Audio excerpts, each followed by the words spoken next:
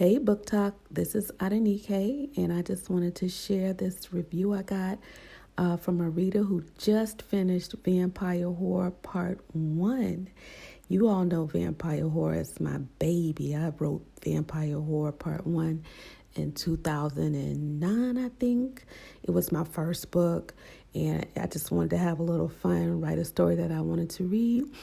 And last year I put out part 2. Yeah, the gap between part 1 and part 2 is real, but life be taking you through some things. But Vampire Horror Part 1 is still out here kicking it, having a little fun and making everybody laugh and entertaining the people. So I wanted to share this little review. Not little, it's huge because I love it. I love the review. And to be honest with you all, when I see your reviews come through, I'm a fan of y'all. I love Book Talk. I love the readers. I love y'all so much. And so when you read it, don't hesitate to leave a review, good or bad. I'm here for it all. I want to see it all. And I just thank y'all. But yes, Vampire Horror Part 1. So let's get into it. Vampire Horror Part 1 is about my girl Bianca finding her way through life, and she runs across a vampire who just changes her trajectory. Crazy. It's crazy, but it's entertaining. So when I was reading the reader's book review on Goodreads, you can see the progress, and she was in it. She was in it. She started this book on May 3rd, and by May 7th, she was done. But I laughed when I saw on May 3rd, she was on 13% and was like, I do not know what I was expecting from this book, but this was not it. And I just was like, oh my God, I wonder where she at. 13%, I don't know what was happening, but Bianca a mess. So I'm sure it was a trip. But then she was like, she was reading it, and then she was like, oh my God. At the 43%, she was just like, this book is super underrated, but it is so well written. And I was like, yes, well written, super underrated, because in my mind, Vampire Horror for me is a cult classic. It is one of those underground sleepers that you think about days and years on end, and you remember, did y'all read that book, Vampire Horror? Because to me, it's just crazy. It's a fun book. So then she was like, by 62%, I had her hooked. 62%, she said, I'm hooked.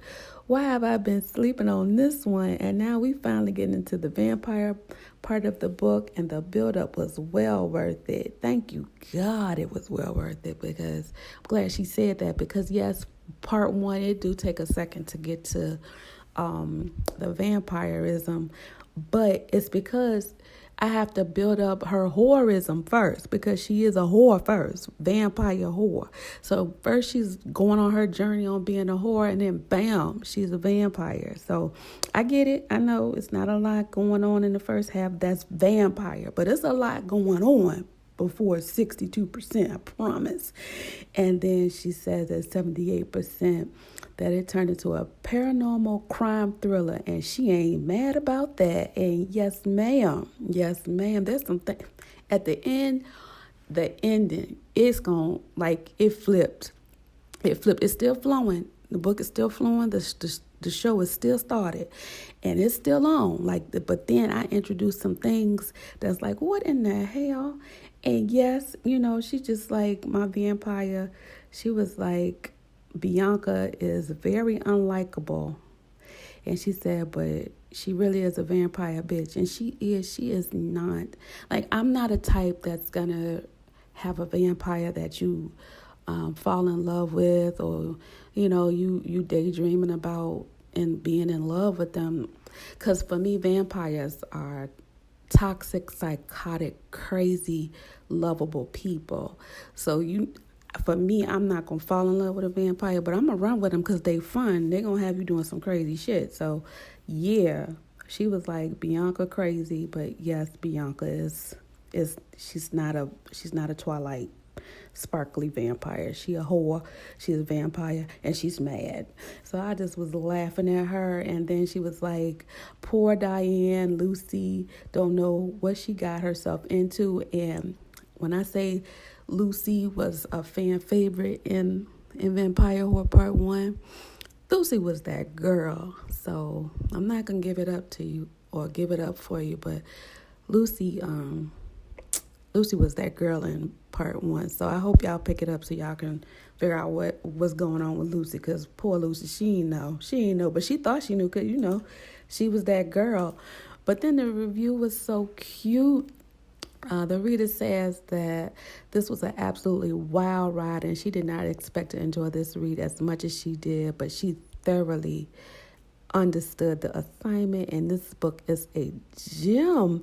And my girl from Richmond, or she's a native from Virginia, and I'm going to tell you something, I'm from Richmond, Virginia, so for a native to read a book by me, and because all my books take place in and around Richmond, so for her to read it and enjoy it for being the little town that we are, the little city that we are, I just was happy about that too.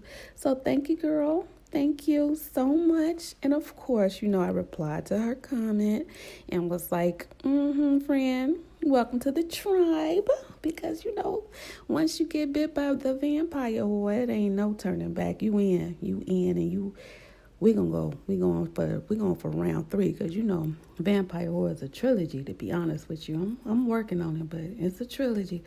And yes, part 2 is worth it because I introduced more characters and I have grown as a person. So there's some things in this one, part 2, that 2009 me couldn't even think of, but 2024 me, I got you.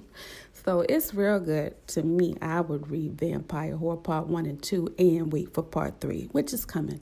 Vampire Horror Part 3 is coming. And I'm just excited. Thank you so much for the review. So I can't wait to see, what else is on the pipe for me and you as the readers. Thank you so much, y'all. And pick up Vampire Horror Part 1 and 2. It's on Amazon now and for your viewing reading pleasure. Love you much. Bye.